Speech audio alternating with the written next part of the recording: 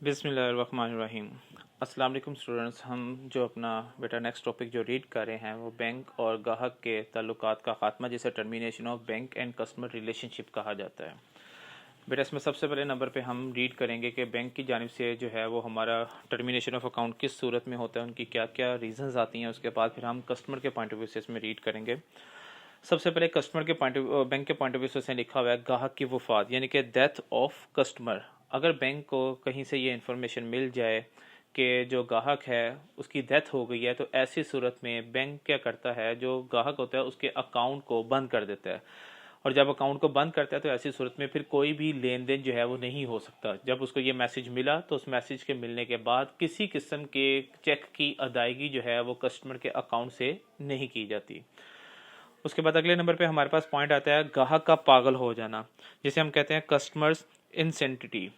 इनसेंटी की अगर बात की जाए, इनसेंसिटी की बात अगर हम लोग यहाँ पे करते हैं, तो फिर ऐसी सूरत में अगर हम यहाँ पे इसको डिफ़ाइन करें तो बैंक को अगर कहीं से ये पता चले कि जो मेरा गाहक है वो अपना दिमागी तवाज़ुन खो बैठा है, यानी कि अब उसके पास इतनी समझ बूझ नहीं है कि कौन सी चीज़ उसके लिए सही है, कौन सी चीज़ उसके लिए गलत है, तो ऐसी सूरत में भी बैंक क्या करता है, उसके अकाउंट के जितने भी मामला होते हैं वो सारे के सारे क्लोज कर देता है। फिर बैंक उसके तरफ से आने वाली किसी भी इंस्ट्रक्शन के ऊपर अमल नहीं करता, क्योंकि उसको पता होता है कि भाई ये कस्टमर जो है ये पागल हो चुका हुआ है, इसका दिमागी तवाज़ुन इस वक्त दुरुस्त नहीं है, इसको नहीं पता कि ये जो काम कर रहा है वो सही है कि वो गलत है।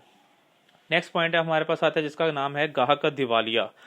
होना। गाहक का दिवालिया होना जिसे इंग्लिश में हम लोग कहते हैं कस्टमर्स इंसॉल्वेंसी। अगर बैंक को ये पता चल जाए कि जो मेरा गाहक है उसका दिवालिया हो गया है, यानी कि दिवालिया होने का नोटिस वसूल हो जाए। दिवालिया बेसिकली कहते हैं ऐसे शख्स को जिसके पास एक कुछ रकम भी ना हो कि वो कोई किसी किस्म की पेमेंट कर सकता हो, तो फिर कहते हैं ऐसी सूरत में बैंक क्या करता है, गाहक के जारी किए गए जितने भी चेक होते हैं ना उन पे रकम अदा नहीं करता, क्योंकि उसको पता होता है कि भाई इसकी तरफ इसका जो है वो हमारे पास नोटिस आ गया कि इस बंदे के जितने भी लेन देन है वो सारे के सारे अब क्या कर देने हैं, वो आपने ख़त्म कर देने हैं। और इंसॉल्वेंट जो है वो इतना इजीली नहीं कोई भी बंदा होता, इसके लिए प्रॉपर एक जो है वो आप समझ लें कि वर्किंग होती है। उस वर्किंग के बाद इस चीज़ का फैसला किया जाता है कि क्या ये शख्स जो है वो इंसॉल्वेंट हुआ है कि नहीं हुआ, यानी कि इसका दिवालिया हुआ है कि नहीं हुआ। नेक्स्ट आता है बज़रिया अदालत। बज़रिया अदालत की अगर बात की जाए तो इंग्लिश में से कहा जाता है order of the court. Some time अदालत की तरफ से बैंक को कोई नोटिस आ जाता है कि भी जो फ़लाँ मखसूस अकाउंट है या जो फ़लाँ शख्स है इसके आपने अकाउंट का लेन देन अब नहीं करना जब तक आपको दोबारा नोटिस ना आ जाए। ये बेसिकली होता उस सूरत में है जब कस्टमर के ऊपर किसी किस्म का कोई केस चल रहा हो। ऐसी सूरत में बैंक को अदालत की तरफ से ये नोटिस आ जाता है कि भाई इस बंदे के अकाउंट में जो पैसे पड़े हुए हैं ना तो ये बंदा निकलवा सकता है, ना ही मजीद इसके अंदर कोई पैसा जमा करवा सकता है। जब तक केस का फैसला नहीं होगा आपने इसका अकाउंट जो है वो क्या करना है, वो फ्रीज कर देना है। तो ऐसी सूरत में उतनी देर तक बैंक और गाहक के ताल्लुकात वहाँ पर क्या हो जाते हैं, वाइंड अप हो जाते हैं। नेक्स्ट पॉइंट जो हमारे पास आता है उस पॉइंट का नाम है रकम की कमी। अब बैंकों ने आज के दौर के अंदर स्टेट बैंक के बनाए हुए रूल के मुताबिक बैलेंस की एक लिमिट रखी हुई है। अगर आपका बैलेंस जो है उस लिमिट से बिलो हो, जिसे हम लोग कहते हैं इनसफिशिएंट बैलेंस, अगर बैलेंस जो है वो ना होने के बराबर हो, जो मिनिमम रिक्वायरमेंट है उसको भी फुलफिल ना कर रही हो, तो फिर ऐसी सूरत में भी बैंक आपको एक नोटिस जारी कर देता है कि जनाब हम आपका अकाउंट यहाँ पर क्या कर रहे हैं, क्लोज कर रहे हैं। अच्छा, यहाँ पे अकाउंट जो बेसिकली क्लोज होता है वो बाद में आप उसको एक्टिव भी करवा सकते हैं। ये नहीं कि वो एक्टिव नहीं होता, आप दोबारा से अपनी अमाउंट जमा करवाते हैं और जमा करवाने के बाद जो है वो आप अपने आईडी कार्ड की कॉपी वगैरह उनको दोबारा देते हैं तो आपका अकाउंट दोबारा से एक्टिव हो जाता है। बेसिकली इसके पीछे दो तरह की रीजंस होती हैं। रीज़न नंबर वन ये है कि हो सकता है कि जो कस्टमर है उसकी जो माली सूरत हाल है वो अच्छी ना हो, जिस वजह से वो मजीद कोई लेन देन नहीं कर पा रहा, या फिर बैंक की तरफ से अकाउंट के क्लोज होने के पीछे एक रीज़न ये भी आती है कि बैंक ये जानना चाह रहा होता है कि यार काफ़ी ऐसा हो गया इस बंदे ने अकाउंट के अंदर कोई लेन देन नहीं किया, तो कहीं ऐसा तो नहीं कि इसको कुछ हो ना गया हो। तो इसलिए भी बैंक क्या करता है, आपके अकाउंट का बैलेंस अगर कम हुआ हो तो फिर ऐसी सूरत में वो आपको जो है अकाउंट क्लोज कर देता है। एक महीने के अंदर अकाउंट क्लोज नहीं होता, बैंक इसके लिए पहले वेट करता है, उसके बाद आपके अकाउंट को क्लोज किया जाता है। जिसमें बैंकों की जो पॉलिसी है वो नॉर्मली 6 मंथ की पॉलिसी है कि अगर आपका जो बैलेंस है मुसलसल 6 मंथ तक जो है जो लिमिट है उससे बिलो रहेगा तो ऐसी सूरत में आपके अकाउंट को क्लोज कर दिया जाता है। हर बैंक का अपना क्राइटेरिया, लेकिन एट द एंड जो फाइनल रूल जो स्टेट बैंक की तरफ से दिया जाता है उसी के ऊपर अमल किया जाता है। नेक्स्ट लिखा हुआ है रकम की मुंतकिली।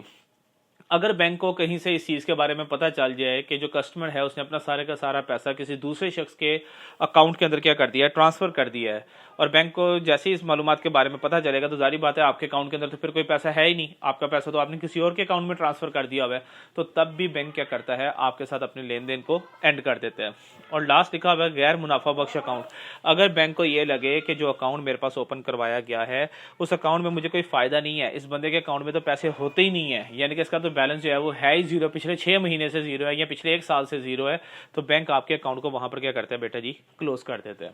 तो ये सारी की सारी वो रीजंस थी जिन रीजंस की वजह से बैंक जो है वो रिलेशन को एंड कर देता है।